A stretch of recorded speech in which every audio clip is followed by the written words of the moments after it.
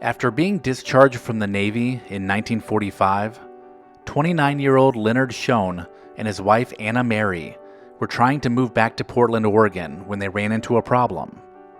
They were unable to rent a trailer to move their things, so they were stuck trying to fit it all in their car. The issue was they needed a one-way rental, but no one at the time offered this service. On the trip to Oregon, the two devised a rough business plan and came up with the new name of their company, U-Haul Trailer Rental System. The couple eventually moved in with Anna Mary's family in Ridgefield, Washington, and decided to sink all of their savings into this new idea. With $5,000, Leonard began purchasing used trailers, and they would often break, and repairs were expensive. So Leonard taught himself how to weld and began building his own. Then he traveled around persuading gas station owners to let him rent the trailers from their property in return for commissions on the rentals. By the end of the first year in business, U-Haul had 30 open trailers available for rent on service station lots in Portland, Vancouver, and Seattle. The post-war baby boom was the perfect time for U-Haul to be introduced. The economic prosperity, along with the birth of the Eisenhower Interstate Highway System, made for unparalleled migration by American families. U-Haul's nationwide one-way trailer rentals became how families moved to new cities and towns.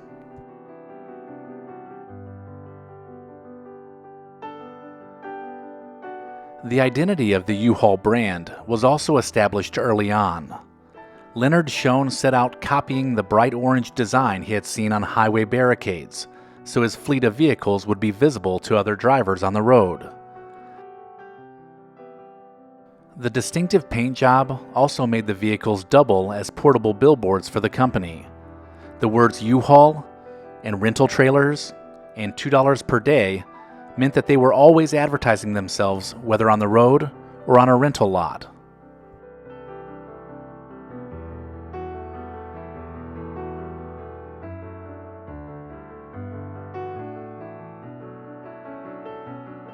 U-Haul grew very quickly. By the end of 1949, it was possible to rent a trailer one way from city to city throughout most of the United States, and by 1955, throughout most of Canada. Things were going great up until 1957, when Anna Mary, who had a heart defect, died at the age of 34.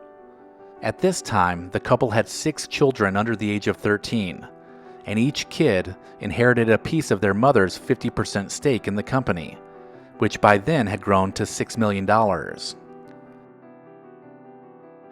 U-Haul now had 22,000 trailers, and her untimely death not only shifted ownership to the kids, but also completely shattered the family.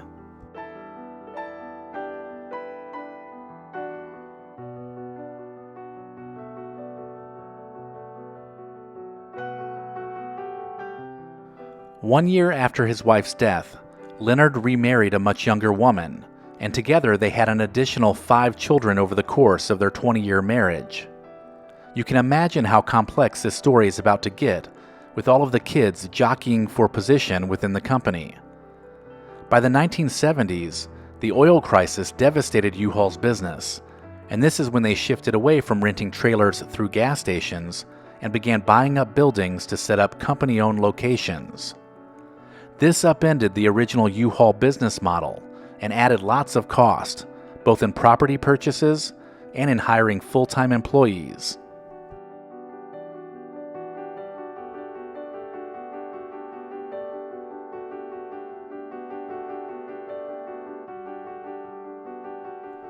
The 1980s saw Leonard Schoen trying to diversify revenue streams by renting out various other products like motorhomes, floor sanders, and dance floors.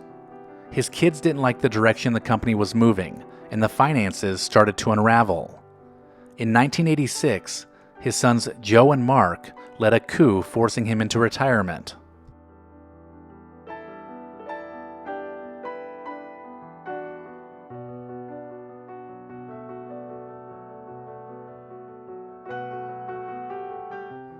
Family fights over the U-Haul empire turned into physical confrontations between some of the children at company meetings, even before the 1986 takeover.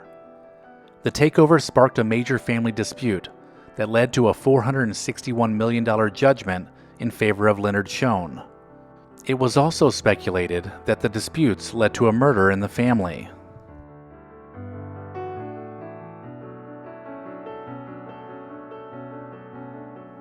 In 1990, the wife of Sam Schoen, Leonard's firstborn son, was found murdered.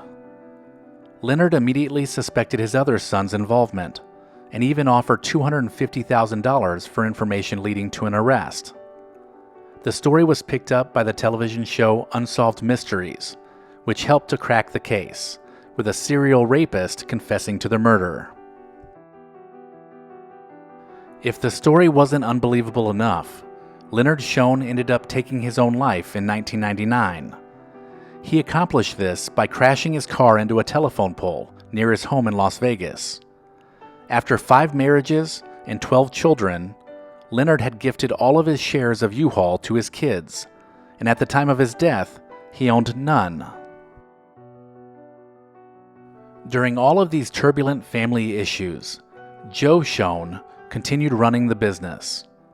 From 1987 to 1996, he jettisoned non-essential businesses and spent $2.8 billion buying 80,000 new trucks and lowering the fleet's average age from 11 to 5.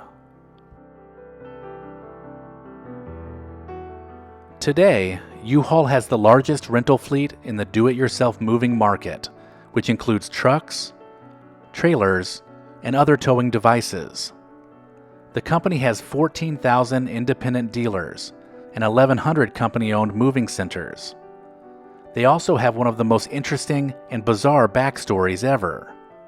Through determination and hard work, Leonard Schoen built U-Haul into a billion-dollar corporation.